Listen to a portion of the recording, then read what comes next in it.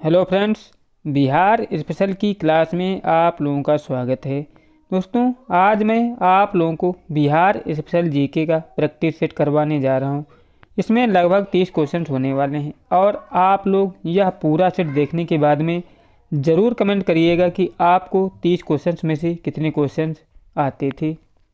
तो देरी ना करते हुए शुरू करते हैं। इसमें हमारा पहला क्वेश्चन दिया है कि निम्न में से किस नगर में जापानियों ने विश्व शांति स्तूप का निर्माण कराया था। तो ऑप्शन है देव, बोधगया, गया और राजगीर। तो याद रखिएगा, जापानियों ने विश्व शांति स्तूप का निर्माण करवाया था राजगीर में। ऑप्शन नंबर डी राइट हो जाएगा। और इसके बाद में हमारा अगला क्वेश्चन दिया है। अगला क्वेश्चन है कि स्वतंत्रता पूर्व बिहार में बड़े जमींदारों की राजनीतिक शक्ति बचाने का माध्यम क्या था। तो स्वतंत्रता पूर्व बिहार में बड़े जमींदारों की राजनीतिक शक्ति बचाने का माध्यम क्या था। तो विकल्प क्या दिए हैं? राज्य संसाधन, सांस्कृतिक, आर्थिक स्थिति और सामाजिक स्थिति को। तो याद रखिएगा, वो था दोस्तों आर्थिक स्थिति को बचाने का माध्यम था। इसके बाद में हमारा अगला क्वेश्चन दिया है कि नालंदा विश्वविद्यालय किसके लिए विश्व प्रसिद्ध है। नालंदा विश्वविद्यालय किसके लिए विश्व प्रसिद्ध है? चिकित्सा विज्ञान के लिए है, रसायन विज्ञान के लिए है, बौद्ध धर्म दर्शन के लिए है या तर्क शक्ति के लिए है। तो याद रखिएगा, जो नालंदा विश्वविद्यालय दोस्तों प्रसिद्ध है वो है बौद्ध धर्म दर्शन के लिए। ऑप्शन नंबर सी राइट हो जाएगा। इसके बाद में अगला क्वेश्चन दिया है कि बिहार में सर्वप्रथम आने वाला अंग्रेज यात्री कौन था। बिहार में सर्वप्रथम आने वाला अंग्रेज यात्री कौन था? पीटर मुंडी था, बिशप हीबर था, जॉन मार्शल था या राल्फ फिच था। तो याद रखिएगा, पहला अंग्रेज यात्री राल्फ फिच था। ऑप्शन नंबर डी राइट हो जाएगा। इसके बाद में अगला क्वेश्चन है कि नालंदा विश्वविद्यालय की स्थापना का कौन सा युग है। मतलब नालंदा विश्वविद्यालय किस युग में स्थापित किया गया था। तो विकल्प हैं मौर्य युग, पाल काल में या गुप्त या कुषाण काल में। तो याद रखिएगा, जो नालंदा विश्वविद्यालय है इसकी स्थापना हुई थी गुप्त काल में। ऑप्शन नंबर सी इसका राइट हो जाएगा। इसके बाद में हमारा अगला क्वेश्चन दिया हुआ है कि निम्नलिखित में से विक्रमशिला शिक्षा केंद्र के संस्थापक का नाम क्या है। दोस्तों, किसने विक्रमशिला शिक्षा केंद्र की स्थापना की थी? देवपाल ने की थी, नरेंद्रपाल ने की थी, नयनपाल ने की थी या धर्मपाल ने की थी। तो याद रखिएगा, जो विक्रमशिला शिक्षा केंद्र है इसकी स्थापना करने वाले थे Dharampal. Option number D right हो जाएगा। और इसके बाद में हमारा अगला क्वेश्चन है कि प्रसिद्ध कवि विद्यापति निम्नलिखित में से कहाँ के निवासी थे। प्रसिद्ध कवि विद्यापति निम्नलिखित में से कहाँ के निवासी थे। ऑप्शन है मनेर, पूर्णिया, मिथिला या वैशाली। तो याद रखिएगा दोस्तों, जो प्रसिद्ध कवि विद्यापति थे ये मिथिला के निवासी थे। ऑप्शन नंबर सी राइट हो जाएगा। इसके बाद में हमारा अगला क्वेश्चन है कि वास्तुकार महागोविंद निम्नलिखित में से किस शासक के दरबार में थे। वास्तुकार महागोविंद निम्नलिखित में से किस शासक के दरबार में थे। अशोक के शासनकाल में थे, अजातशत्रु के शासनकाल में थे या बिंबिसार के या शेषनाग के। तो याद रखिएगा, जो महागोविंद हैं दोस्तों ये बिंबिसार के शासनकाल में थे। याद रखिएगा, ऑप्शन नंबर सी इसका राइट रहेगा। दोस्तों, अगर आपको मेरे द्वारा करवाए जा रहे ये क्वेश्चन अच्छे लगे हों तो प्लीज़ चैनल को जरूर सब्सक्राइब करें, वीडियो अच्छा लगे तो लाइक भी करें। चलते हैं अगले क्वेश्चन पर। अगला क्वेश्चन हमारा दिया हुआ है कि प्रथम बौद्ध संगीति का आयोजन निम्नलिखित में से किस वर्ष हुआ था। प्रथम बौद्ध संगीति का आयोजन कब हुआ था? 115 ईसा पूर्व में, 227 ईसा पूर्व या 483 ईसा पूर्व या 315 ईसा पूर्व में। तो याद रखिएगा, जो प्रथम बौद्ध संगीति हुई थी वो हुई थी 483 ईसा पूर्व में।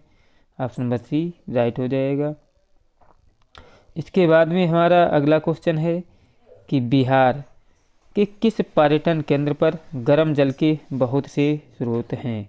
बिहार के किस पर्यटन केंद्र पर जो है गर्म जल के बहुत से स्रोत हैं? कौन सा है? देव है, पावापुरी है, राजगीर है या बिहार शरीफ है। तो याद रखिएगा, जो राजगीर है दोस्तों इस पर क्या है, गर्म जल के बहुत से स्रोत हैं। ऑप्शन नंबर सी राइट हो जाएगा।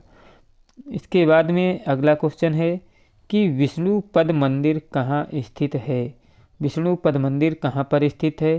पटना में है, गया में है, जमुई में है या दानापुर में है? तो याद रखिएगा विष्णु पद मंदिर जो है पटना में है। ऑप्शन नंबर ए राइट हो जाएगा। सॉरी दोस्तों, पटना नहीं, गया में है विष्णु पद मंदिर, याद रखिएगा विष्णु पद मंदिर गया। इसके बाद हमारा अगला क्वेश्चन क्या दिया है, थोड़ा जूम आउट हो गया है। अगला क्वेश्चन दिया हुआ है कि निम्नलिखित में से किस शासक ने मगध राज्य को एक साम्राज्य का गौरव प्रदान किया था? तो किसने प्रदान किया था? बिंबिसार ने, अजातशत्रु ने, चंद्रगुप्त ने या अशोक ने? तो याद रखिएगा दोस्तों, मगध राज्य को एक साम्राज्य का गौरव प्रदान करने वाले कौन थे?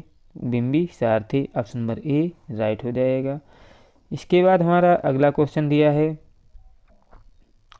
कि बिहार में स्थित महाजनपदों के बारे में निम्नलिखित में से किससे जानकारी मिलती है? बिहार में स्थित महाजनपदों के बारे में जानकारी किससे मिलती है? विनय पिटक से मिलती है, अंगुत्तर निकाय से मिलती है या कल्पसूत्र से या दीघ निकाय से? तो याद रखिएगा ये जानकारी मिलती है अंगुत्तर निकाय से। ऑप्शन नंबर बी राइट हो जाएगा। इसके बाद हमारा अगला क्वेश्चन दिया हुआ है कि नालंदा के सराय टीला में उत्खनन से निम्नलिखित में से क्या प्राप्त हुआ है? नालंदा के सराय टीला में उत्खनन से निम्नलिखित में से क्या प्राप्त हुआ है? मौर्य युग का बौद्ध विहार प्राप्त हुआ है या गुप्त काल का मंदिर प्राप्त हुआ है या पाल काल का बौद्ध विहार या शुंग वंश का बौद्ध विहार? तो याद रखिएगा नालंदा के सराय टीला में उत्खनन से प्राप्त हुआ है पाल काल का बौद्ध विहार। ऑप्शन नंबर सी राइट हो जाएगा। इसके बाद में अगला क्वेश्चन दिया हुआ है कि नालंदा में स्थित बड़ा गांव नालंदा महाविहार का पता निम्नलिखित में से किसने लगाया? तो नालंदा में स्थित बड़ा गांव जिसे बोलते हैं नालंदा महाविहार, इसका पता किसने लगवाया था? दोस्तों लगाया था आर ब्रेसफुट या कनिंगम, व्हीलर या मैकेंजी? तो याद रखिएगा इसका पता लगाया था कनिंगम ने। किसका पता? नालंदा में स्थित बड़ा गांव का पता। इसके बाद अगला क्वेश्चन दिया है हमारा कि निम्नलिखित में से वह मुगल शासक पहला मुगल शासक कौन था जिसके अभिलेख बिहार में मिले हैं? वह पहला मुगल शासक कौन था जिसके अभिलेख बिहार में मिले हैं? कौन है? बाबर है, हुमायूं है, अकबर है या जहांगीर है? तो याद रखिएगा दोस्तों वो है अकबर, जिसके जो हैं अभिलेख बिहार में मिले हैं। ऑप्शन नंबर सी राइट हो जाएगा। और इसके बाद में हमारा अगला क्वेश्चन दिया है कि निम्नलिखित में से बौद्ध धार्मिक साहित्य में कौन ग्रंथ प्राचीन बिहार के इतिहास के संबंध में जानकारी के स्रोत हैं? तो कौन है दोस्तों? अंगुत्तर निकाय, दीघ निकाय या विनय पिटक है या उपरोक्त सभी? तो याद रखिएगा इसमें क्या है, दीघ निकाय जो है ये हमारा क्या है, प्राचीन बिहार के इतिहास के संबंध में जानकारी प्रदान करता है। कौन सा है? दीघ निकाय। ऑप्शन नंबर बी राइट हो जाएगा। इसके बाद में हमारा अगला क्वेश्चन दिया है कि सियर उल मुताखरीन की रचना निम्नलिखित में से किसने की? सियर उल मुताखरीन की रचना किसने की? गुलाम हुसैन तबतई ने या रज़िकुल्लाह या अब्बास सरवानी ने? तो याद रखिएगा सियर उल मुताखरीन की रचना करने वाले थे Ghulam Hussain तबतई। Option number A इसका राइट हो जाएगा। इसके बाद में अगला क्वेश्चन है हमारा कि मुल्ला बहबाहानी निम्नलिखित में से कहाँ के यात्री थे? मुल्ला बहबाहानी कहाँ के यात्री थे? अरब के यात्री थे, इराक के थे, ईरान के थे या खल्ज के थे? तो याद रखिएगा जो मुल्ला बहबाहानी थे दोस्तों ये ईरान के यात्री थे। ऑप्शन नंबर सी राइट हो जाएगा। और इसके बाद हमारा लास्ट क्वेश्चन दिया हुआ है कि अंतिम मौर्य सम्राट कौन था? अंतिम मौर्य सम्राट कौन था? अवंती वर्मा था या बृहद्रथ था या नंदी वर्धन था या जालौक था? तो याद रखिएगा अंतिम मौर्य सम्राट कौन था? बृहद्रथ था। ऑप्शन नंबर बी राइट हो जाएगा। दोस्तों मेरे द्वारा करवाए गए क्वेश्चंस यदि आपको अच्छे लगे हों तो प्लीज़ चैनल को ज़रूर सब्सक्राइब कर लें। वीडियो अच्छा लगा तो लाइक भी करें और अपना जो खास दोस्त है उसके पास इसको ज़रूर शेयर कर दीजिएगा, क्योंकि दोस्तों मैं आप लोगों के लिए चुनिंदा और अच्छे क्वेश्चंस लेकर आता हूं। जो आपके एग्ज़ाम में 100% फंसने की चांस हैं। मिलते हैं एक नए वीडियो के साथ, तब तक के लिए जय हिंद जय भारत।